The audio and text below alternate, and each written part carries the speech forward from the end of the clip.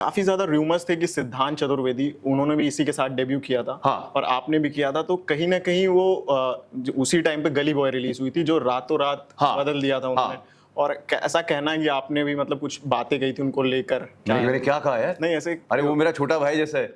नहीं नहीं, मैंने कुछ कहा नहीं, मैं क्या कहा? लाइक वन नाइट स्टैंड जो मूवी थी सनी हाँ। लियोनी के साथ, कैसा फर्स्ट मीटिंग एक्सपीरियंस रहा? तो बहुत फनी था। भी काफी ज्यादा पॉपुलर इजाजत वो या। कि तो वो एक नंबर का तुक्का था, बिकॉज जब हम शूट कर रहे थे तो मॉन्टाज था ना, उसमें कुछ लिपसिंग जी। कुछ था नहीं, तो कुछ और गाना था। इनफैक्ट फील के लिए मुझे याद है कि उन लोग रॉकस्टार के गाना बजा रहे थे सेट पे, जस्ट फील के लिए, दोनों एक्टर्स के लिए।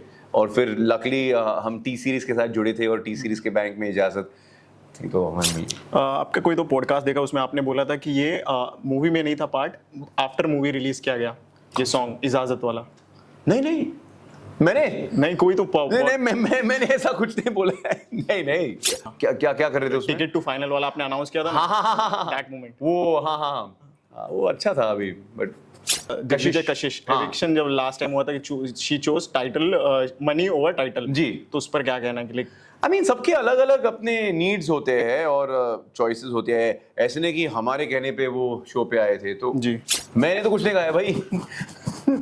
ना इसके बारे में, ना चतुर्वेदी के बारे में। बताओ और कौन से रूमर्स हैं, अभी क्लियर करते। अभी आगे पता चल जाएगा। Hello, this is me Harshit Tiwari and you watching me on Teleflame. इस वक्त हमारे साथ मौजूद है स्पेशल गेस्ट तनुज विरवानी, जो काफी ज्यादा स्मार्ट डैशिंग पर्सनालिटी है, जिन्हें आप जानते हैं। उनका सीजन आने वाला है रायना नायडू सीजन 2। सबसे पहले सर वेलकम टू टेलीफ्लेम सर, कैसे आप? Thank you for having me here. Congratulations, कैसे हैं आप? एक नंबर, आप कैसे हो? बस क्या किस तरह के कैरेक्टर में आप इसमें नजर आने वाले हैं हमारे दर्शक? ये काफ़ी हटके कैरेक्टर है मेरे लिए ऑनेस्टली। देखिए, मैं जब भी किसी शो के बारे में बात करता हूँ तो मैं ओवर सेल करने में बिलीव नहीं करता हूँ कि नहीं मैं हर सीन में नजर आऊँगा, ये वो। मैं एक सपोर्टिंग कैरेक्टर में हूँ। मैं सीजन 1 का बहुत बड़ा फैन रहा हूँ, और करण अंशुमन जो राणा नायडू के शो रनर और डायरेक्टर है, उनके साथ मैंने इनसाइड एज पर भी काम किया है, तो काफ़ी पुराने संबंध है। तो ये जो कैरेक्टर है उन्होंने खास मेरे लिए लिखी थी, और अच्छा लगता है जब कोई निर्देशक आपके लिए ऐसे करता है। एंड हटके कैरेक्टर है। कैरेक्टर का नाम है चिराग ओबरॉय खानदान का वारिस है, और बहुत ही क्या बोलते इमेच्योर बंदा है, जज्बाती बंदा है। और इसकी बहन है कृति खरबंदा जी। इनके पिताजी है रजत कपूर, और तीनों चाह रहे हैं कि एक बिजनेस डीलिंग एक डायरेक्शन में चली जाए, बट काफ़ी ऐसे भी शख्स मौजूद है जो नहीं चाहते कि ये डील हो।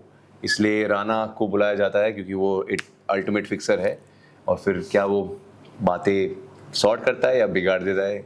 That's the main story. बात करेंगे आपकी वेब सीरीज इनसाइड एज की, जिसने आपको एक अलग ही लेवल की पहचान दिलाई जी। काफी ज्यादा रूमर्स थे कि सिद्धांत चतुर्वेदी उन्होंने भी इसी के साथ डेब्यू किया था। हाँ। और आपने भी किया था, तो कहीं ना कहीं वो उसी टाइम पे गली बॉय रिलीज हुई थी जो रातों रात हाँ। बदल दिया था उन्होंने। और ऐसा कहना है कि आपने भी मतलब कुछ बातें कही थी उनको लेकर। नहीं, मैंने क्या कहा यार? नहीं ऐसे अरे वो मेरा छोटा भाई जैसा है। नहीं नहीं, मैंने कुछ कहा नहीं, मैं क्या कहा? नो एक ऐसा कमेंट सेक्शन में पढ़ रहा था कि लाइक आपका मतलब उसमें कमेंट था कि मतलब थोड़ा आगे बढ़ गए एंड ऑल, बट जबकि रियलिटी ऐसा था कि आप उन्हें सपोर्ट कर रहे थे।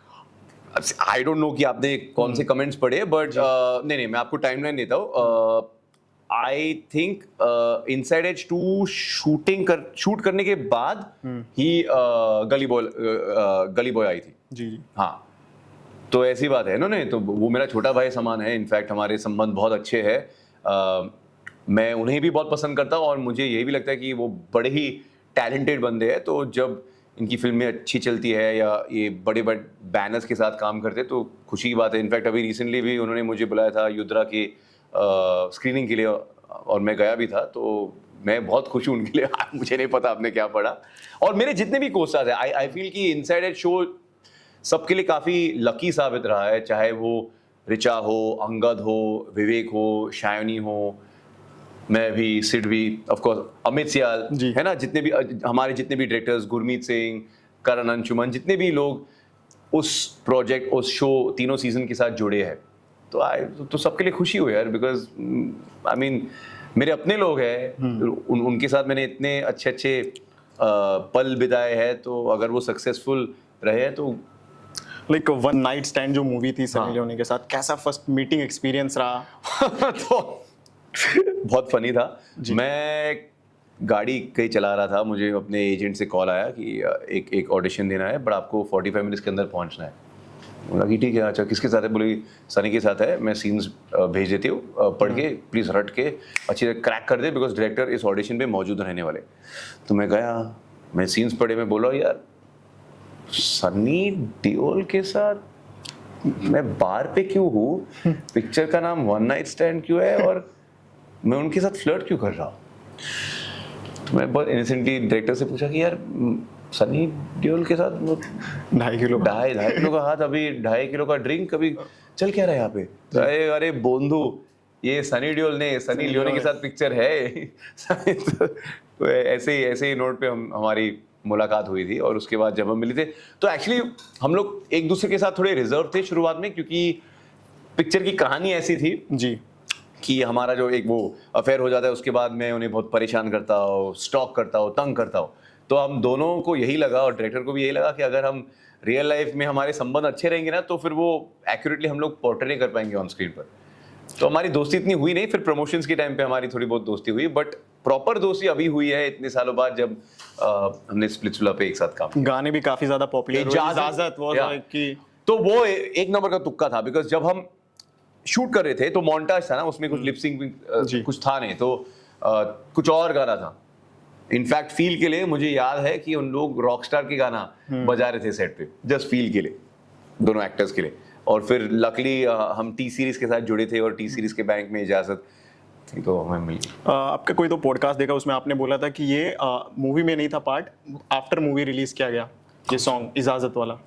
नहीं मैंने नहीं कोई तो मैंने ऐसा कुछ नहीं बोला है। नहीं, इजाजत हमेशा से वन नाइट स्टैंड का हिस्सा रहा है। कोई तो आई थिंक सो सॉन्ग का डिस्कशन कर रहे थे कि लाइक आफ्टर रिलीज वो पार्ट डाला गया। एक एंड क्रेडिट्स के में एक जैस्मिन सैंडलर्स के साथ एक गाना था और मीत ब्रदर्स के साथ, बट आई डोंट थिंक कि कोई ऐसे कुछ चेंजेस किए। मैंने तो कुछ नहीं कहा भाई। ना इसके बारे में ना चतुर्वेदी के बारे में। नहीं अच्छा है ना, ऑडियंस क्लियर कर हाँ अच्छी बात है।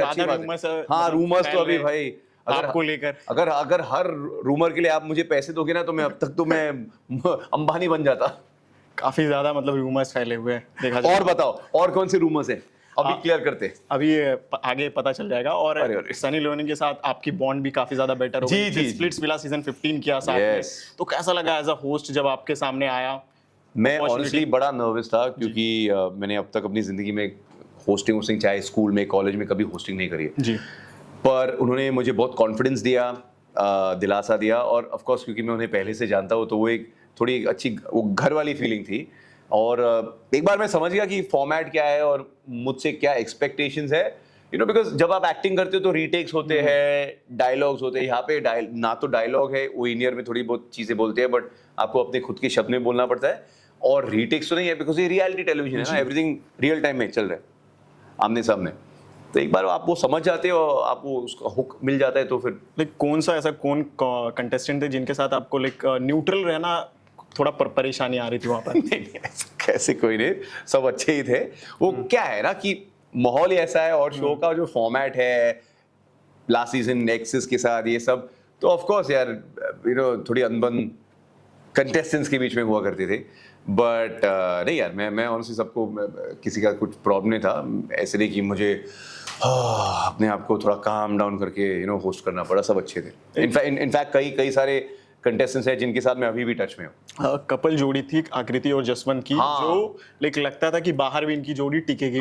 मुझे भी लगा कपल जोड़ी थी तो उनको भी देख के, बट लेकिन रिसेंटली देखा जाए तो 2-3 महीने ये बात एक्चुअली किसी जर्नलिस्ट से मुझे पता चला बिकॉज सडनली मुझे कॉल मिलता है कि पता है आकृति और जसवंत का ब्रेकअप हो गया। मैं नहीं मुझे नहीं पता यार, मैं अपने फैमिली को रेस करने में लगा हूँ, मुझे नहीं पता कि किसका क्या हुआ है, किसका ब्रेकअप हुआ है। बट थोड़ी अफसोस सी बात है बिकॉज दोनों अच्छे थे, साथ में प्यारे थे और मुझे अच्छा लगा जब वो दोनों एक साथ शो भी जीते थे। बट चलो होता है यार, जवान है यार, हो जाता है। यू नो क्या कहना चाहोगे कि इस रियलिटी शो में लव लाइफ टिकती है बाहर जाने के बाद? यार मुझे ऑनेस्टली पता नहीं बिकॉज मैं ये पहली बार ऐसा हुआ है कि मैं किसी रियलिटी शो से जुड़ा हूँ। ना तो मैं रियलिटी टेलीविजन ज़्यादा देखता हूँ, तो आई डोंट नो कि यार टिकते हैं नहीं टिकते हैं, कितना रियल है कितना दिखावा है, मुझे नहीं पता है। बट आई फील कि देखो हर्ष और वैशाली भी स्प्लिट्सविला के हिस्सा थे, अभी तो आई थिंक उनकी मंगनी भी हो गई जी। है ना। तो कोई कोई रिलेशनशिप्स टिक जाते, कोई कोई नहीं टिक जाते, और ऐसे नहीं कि उनका ब्रेकअप स्प्लिट्सविला से निकलने के बाद एक दिन बाद हुआ है। एक क्लिप बहुत ज्यादा वायरल थी, लाइक टिकट टू फिनाले वाला आप अनाउंस कर रहे थे, तो वो काफी ज्यादा, वो जो मूवमेंट था बहुत ज्यादा वायरल हुआ, आकृति और जसवंत वाला। क्या क्या क्या कर रहे थे उसमें? टिकट टू फाइनल वाला आपने अनाउंस किया था ना, दैट मूवमेंट। वो वो अच्छा था अभी। बट दिग्विजय और उनका दिग्विजय कशिश हाँ। एविक्शन जब लास्ट टाइम हुआ था कि she chose title money over title, जी। तो उस पर क्या कहना है कि लाइक आई मीन सबके अलग अलग अपने नीड्स होते हैं और चॉइसेस होते हैं, ऐसे नहीं कि हमारे कहने पे वो शो पे आए थे। तो जी she is a grown up girl, वो अडल्ट है, उन्हें जो सही लगता है वो बेशक कर सकती है। एंड ऑफ कोर्स अब थोड़ा बुरा तो लगता है दिग्विजय के लिए, बिकॉज उसके कारण, उसके डिसीजन के कारण वो खुद पार्टिसिपेट नहीं कर पाया फाइनल में। क्या पता शायद जीत भी जाता, यू नेवर नो राइट। जी। बट ठीक है यार, आई मीन ये सब part and parcel of the game, ऐसी चीजें होती है यार। कास्टिंग काउच का इनिशियली क्या क्या सामना करना पड़ा आपको? स्प्लिट्सविला पे नहीं जिंदगी में इनिशियली या नहीं यार, मैं लकली मुझे कास्टिंग काउच का कुछ मुझे पता नहीं है। आई मीन सुनने में ऐसा बहुत कुछ होता है, मेरे सामने कभी हुआ नहीं है। बट ऑफ कोर्स मेरे कई सारे दोस्त हैं, मेल और फीमेल दोनों, जो कहते हैं कि ऑफ कोर्स ये शामिल है। आई थिंक अभी काफी कम हो गया है। आई थिंक ये पूरा ये मी टू मूवमेंट के बाद है ना, आई फील काफी ऐसे लोग डर के भाग गए हैं या थोड़े अभी ठीक से बिहेव कर रहे हैं। बट आई मीन सैड चीज है, बिकॉज आई थिंक आप कभी अपने पावर या पोजीशन का आपको गलत इस्तेमाल नहीं करनी चाहिए। लाइक आप when you were in college या कुछ ऐसा कोई मूवी था जिसको देख के इंस्पायर हो गया, नहीं भाई अब तो एक्टिंग करनी है अपने को? हाँ ऐसे थे ना, 2-3 फिल्में थे डेफिनेटली। कॉलेज की बात करूँ तो डेफिनेटली दिल चाहता है, और दूसरी रंग दे बसंती। यू नो आई फील कि उस एज पे मैं उन पिक्चर्स के साथ बहुत आइडेंटिफाई कनेक्ट, वो थोड़े रिबेलियस भी थे, जी। थोड़े यपी और कूल भी थे, गाने भी बहुत अच्छे थे। पर तब मुझे कभी लगा नहीं कि मैं एक एक्टर बनूंगा। मैं हमेशा से चाहता था कि मैं कैमरे के पीछे, चाहे वो राइटिंग या डायरेक्शन या ऐसा कुछ करूं। वो कौन सा एक्टर है लाइक जिसके साथ आप काम करना चाहते हैं और लगेगा कि आपने वो ड्रीम अचीव कर लिया? यार ऐसे तो बहुत सारे हैं। मैं डेफिनेटली रणबीर, विकी, रणवीर, नवाजुद्दीन, बमन ईरानी, अनुपम खेर, पंकज त्रिपाठी, कई सारे लोग हैं और बहुत लोग हैं जिनके साथ मैं जुड़ना चाहता हूँ। और अगर आप एक्ट्रेसेस की बात करोगे तो मैं आलिया भट्ट का बहुत बड़ा फ़ैन हूँ, मुझे दीपिका बहुत पसंद है जी। कई सारे लोग हैं। अभी बिग बॉस भी जुलाई में आ रहा है, रूमर्स की चालू होने वाले हैं जी। तो जाना पसंद करोगे? नहीं क्यों? नहीं, क्योंकि आई डोंट फील कि मैं बिग बॉस के लिए सही फिट हूँ। आई मीन पहले भी आए थे मेरे पास 1-2 बार, बट मेरा मानना ये है कि मैं शायद मैं थोड़ा प्राइवेट किस्म का बंदा हूँ। यानी कि मैं सबसे बात करता हूँ, मैं काफ़ी एक्सट्रोवर्ट हूँ, बट कुछ मेरी ज़िंदगी में ऐसी चीज़ें हैं जो मैं सिर्फ अपने फैमिली और क्लोज फ्रेंड्स के साथ शेयर करना चाहता हूँ। और जब आप बिग बॉस जैसे शो पर जाते हो और 24 घंटे आप पर इतना प्रेशर, इतने कैमरास होते हैं, यू नो, तो आई डोंट फील कि यार मैं उसके लिए सही फिट हूँ। मेरा सोचने का तरीका थोड़ा अलग है। यू नो OTT जब से आया है तो कितने ज़्यादा लाइक चेंजेस आ चुके हैं, रेवोल्यूशन आ चुका है कि मतलब नई अपॉर्चुनिटीज मिल गई है बाकी एक्टरों को। डेफिनेटली सिर्फ एक्टर्स को भी नहीं, बट इतने सारे टेक्नीशियंस को भी मौका मिला है, बिकॉज ये एक नया एक प्लेटफॉर्म है, एक रेवोल्यूशन जैसा है। बिकॉज जो कहानियाँ आप OTT लॉन्ग फॉर्मेट में कह सकते हो, वो शायद जैसे इनसाइड एज, सेक्रेड गेम्स, पाताल लोक, मिर्ज़ापुर, ये सारे ये जितनी भी कहानियाँ के बारे में बात करो, ये अगर ये 2-2.5 घंटे की एक फिल्म होती तो शायद इतना मज़ा आता नहीं है जी। तो आई फील कि OTT के वजह से काफ़ी लोग खिलने लगे, जिनको सही मौके नहीं दिए जा रहे थे, अभी वो निखर के सामने आ गए। तो या यू नो हमारे ऑडियंस से कुछ कहना चाहेंगे कि राणा नायडू सीजन 2 के बारे में, उनके और कुछ क्या देखने को मिलने वाला है? पहले तो मैं ऑडियंस से ये कहना चाहूँगा कि यार मुझे बिल्कुल अंदाज़ा नहीं था कि यहाँ रूमर्स को ठीक मुझे करना था या रूमर्स को शट डाउन करना था, बट आई होप कि मैंने कर दिया। और कोई रूमर्स है? नहीं बस आज के लिए इतना ही, बस ठीक है। बट नहीं, जोक्स अपार्ट, देखिए मैं जानता हूँ कि आप सब राणा नायडू सीजन 1 को आपने बहुत सराहा, बहुत पसंद किया, इसलिए हमें सीजन 2 बनाने का मौका दिया गया।